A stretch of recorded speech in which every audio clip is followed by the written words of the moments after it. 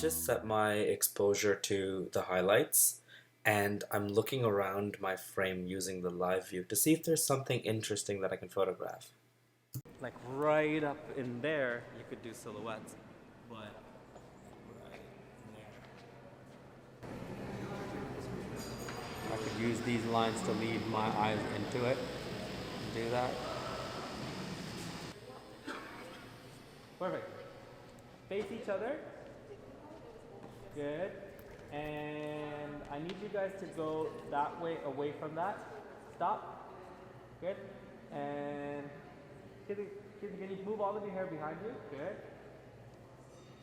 And get closer, guys.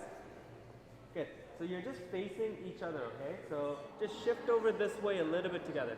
Stop. Perfect. Hold it.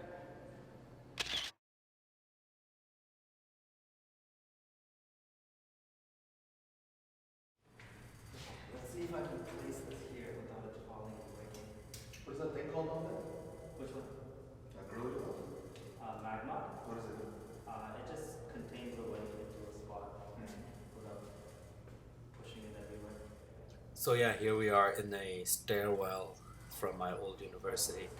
Just trying to place that stand on a stair. It's taking me a little bit of time to figure it all out. There you go. I just lean it against the wall and get it going. I just like these lights that are here and then the shape. I wanted to use it to create a photo with some backlight. Alright. Can you get nice and close to him so you're facing him? Same stairs? Just right there and then like get nice and close to him so you can face him. You're gonna move all of your hair back again. On the other side as well. Good. And then you guys are gonna get nice and close as if you're about to go for a kiss, but you're not really. Good. Hold it.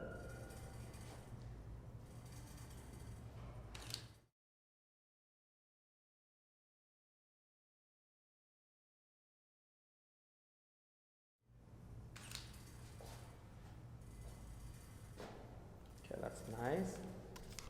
We're just gonna play with that composition a little bit. I don't know if you noticed that I'm actually pulling my camera up as I'm taking this shot at 1/15th of a second shutter.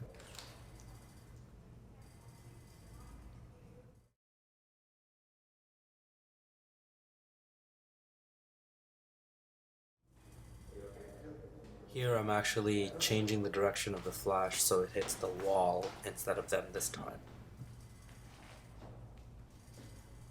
This is just a test.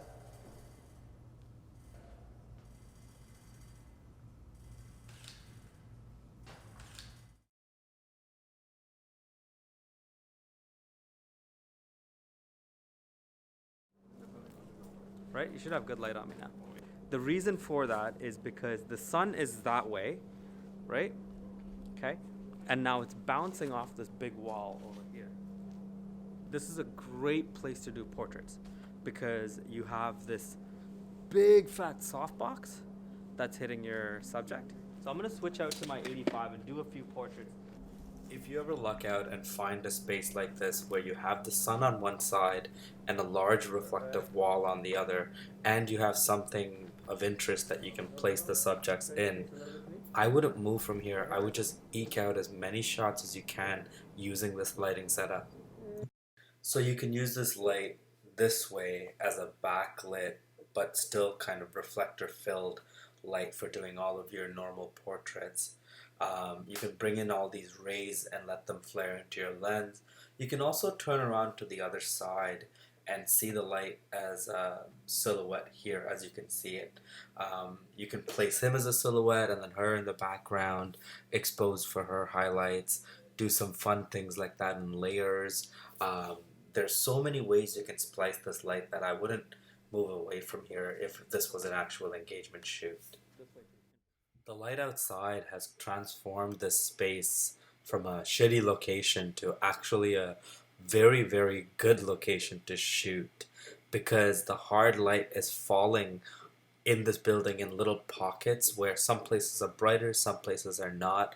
So I wanted to use this really bright spot to frame them within this really cool architecture and get something that's edgy but romantic at the same time. I'm just fixing their pose a little bit here and getting them organized, just laughing around with them a little bit. But yeah, that's what I'm doing here now. So it's no longer a shitty location. Okay, tell her a secret on the other ear. Good. Okay, now bring your other hand around his neck. Here. There we go. Good. And then put your chin up, hon. Good. And then pull him closer to you.